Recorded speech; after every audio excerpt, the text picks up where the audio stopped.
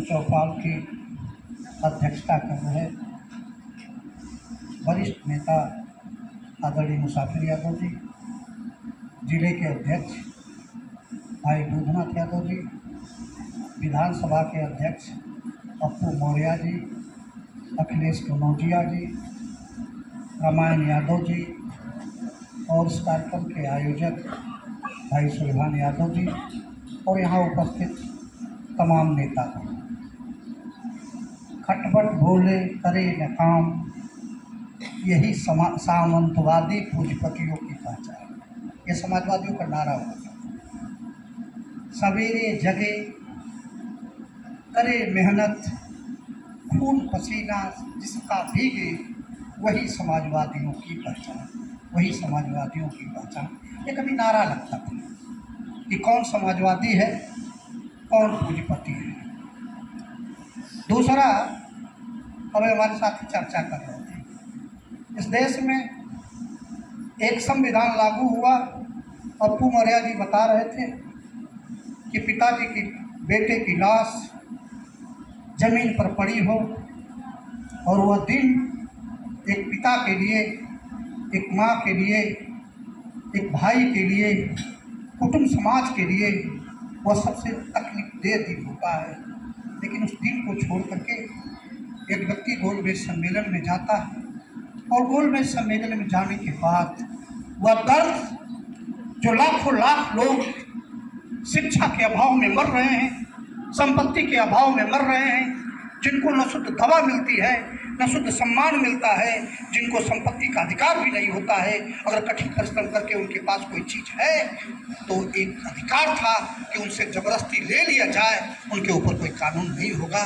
और दूसरा, एक अपना परिवार तपा करके तमाम समाजवादियों ने आंदोलन चला करके अपने को जेलों में डाल करके, और इसके बाद ये 26 जनवरी 1950 को जो संविधान लागू हुआ, उस संविधान के लिए लड़े थे और उसी संविधान की हम चर्चा कर रहे हैं।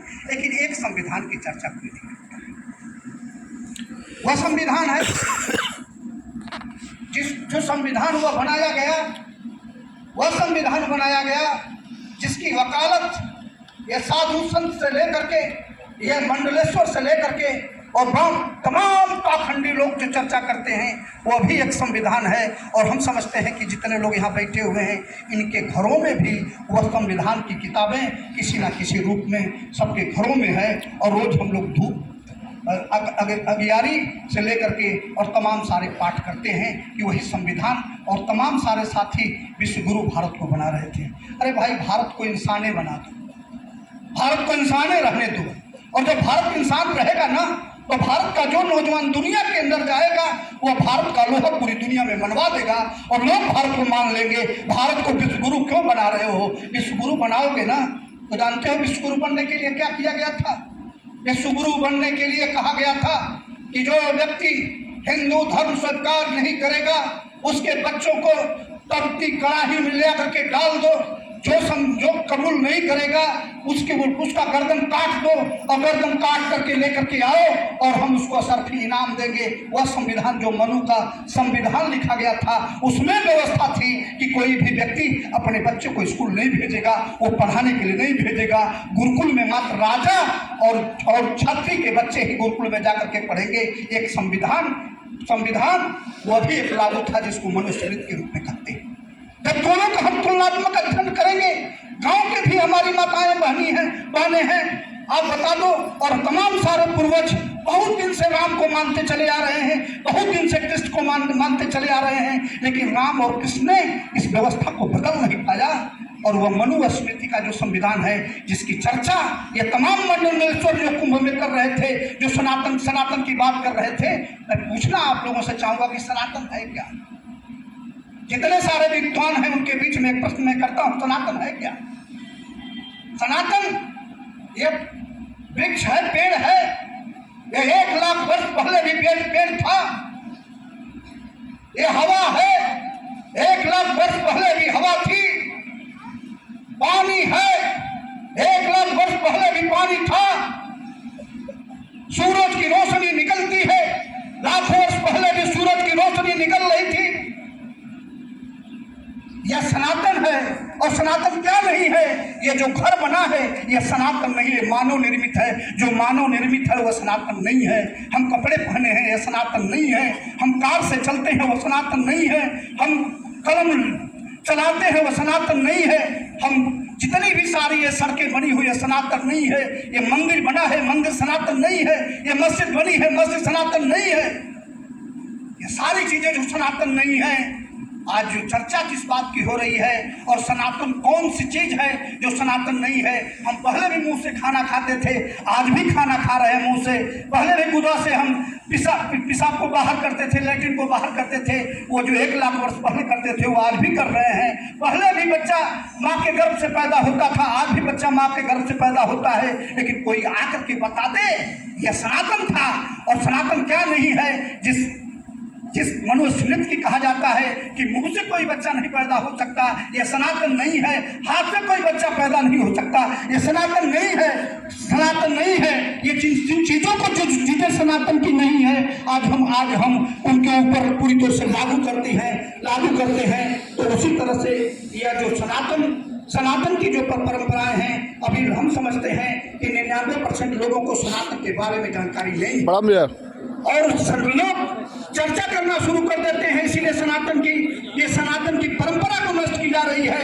और जोगी ने जो भाषण किया था, मैं जोगी से पूछना चाहता हूँ, हाउस के अंदर जो भाषण किया था और उसने कहा था कि अगर मान लीजिए गुरुकुल के अंदर जो पढ़ के आता है वह पाखंडी होगा, वह मात्र संस्कृत का ज्ञाता होगा, वो पाखंड फैलाएगा। मदरसे के अंदर जो पढ़ के आएगा उसको तुम कह रहे हो कठमुल्ला होगा। तो मैं पूछना चाहता हूँ कि तुम जहाँ से पढ़ करके आए हो तुम क्या हो यह बता दो। तुम तो मुख्यमंत्री नहीं हो। इस लोकतंत्र के माध्यम से हाउस के अंदर आज मुख्यमंत्री बने हो, तुम बताओ उसको तुम मानते हो कि नहीं मानते हो? और वास्तव में उसके खिलाफ तो देशद्रोह बनता है। अगर वास्तव में संविधान की कार्रवाई करा दिया जाए तो योगी देशद्रोह के मुकदमे में जेल के सलाखों में होगा और वो पूरा आजीवन कारावास का भागी होगा और कोई फिर दोबारा चुनाव नहीं लड़ सकता है जिसने हाउस के अंदर इस तरह से अमर्यादित आचरण किया है। इसलिए मैं कहना चाहता हूँ बहनों, क्या यही चाहती हो कि आज के 50 वर्ष पहले सोच लो कि हमारे पिताजी पैर में चप्पल नहीं था, कपड़े गंदे होते थे। एक ही कपड़े से अगर किसी घर में कपड़े हैं तो उसी से सबके घर की मांग के लोग ले जाते थे। शादी ब्याह हो जाता था, कोई रिश्तेदारी जाता था जूता पहन के जाता था, किसी के पास भी पक्के मकान नहीं थे। और आज बताओ कि भारत में लोकतंत्र है तो लोकतंत्र की देन इतनी बड़ी है जिसके लिए डॉक्टर भीमराव अंबेडकर ने अपने 4 बच्चों की बलि चढ़ाया और देश में संविधान लागू किया।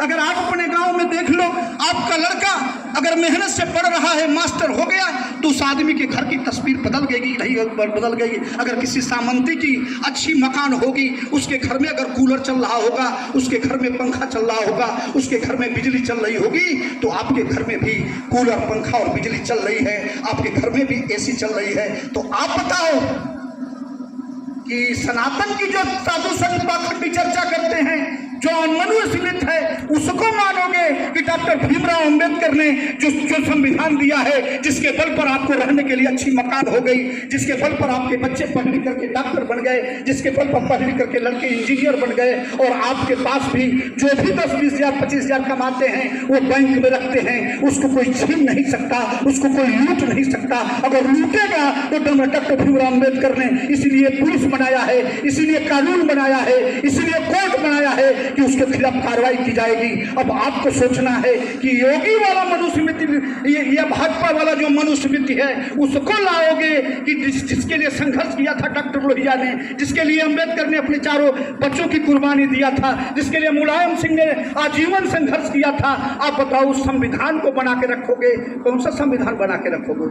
यही बना के रखोगे कि हमारे बच्चे पढ़ने न जाएं, यही बना के रखोगे कि हमारे बच्चे घी दूध मलाई न खाएं। आप यही संविधान जो भाजपा का है बना के रखोगे कि आपके सब शरीर पर अच्छा कपड़ा न हो? क्या यही बना के रखोगे कि आप बीमार पड़ो तो चारपाई पर चिल्ला के मर जाओ, आपको दवा न मिले? क्या यही संविधान चाहते हो जो भाजपा का संविधान है, जो मनुस्मृति का संविधान है कि संपत्ति का अधिकार मात्र कुछ भी लोगों पूंजीपतियों के हाथ में होगा? क्या यही चाहोगे कि जो आपकी खेती है वो खेती पूंजीपतियों के हाथ में चली जाए? क्या यही संविधान चाहते चाहते हो। और यही जो मनुस्मृति का संविधान है, वो संविधान पूरी तौर से ये भारतीय जनता पार्टी लागू करना चाहती है। इसलिए आओ कमेरा लोगों, आओ मेहनत करके, जिस मेहनत से आप खेती की छाती फाड़ करके अन्न पैदा करते हो, कि कोई भी भारत का आदमी भूखा नहीं सोता है। जो मेहनत करके आप दूध निकाल करके लोगों को स्वस्थ बनाने का काम करते हो, जो सब्जी पैदा करके आप सबको सब्जी खिला करके मजबूत बनाने का काम करते हो, उसी हाथ को जिस तरह से मार्क्स ने कहा था, उसी हाथ को हथियार बना लो। दुनिया की कोई ताकत नहीं है कि ये सामंती फिर से इस देश के संविधान के ऊपर हाथ उठा सके। क्योंकि तमाम सारे नेता हैं, बोलेंगे बहुत ज्यादा हो जाएगा। मैं फिर मैं चाहूंगा कि तैयारी आपको करना है। पीडीए का जो मुख्य मकसद है, पन्ना खोल करके लोगों के बीच में रखना। आप किसको मानते हो?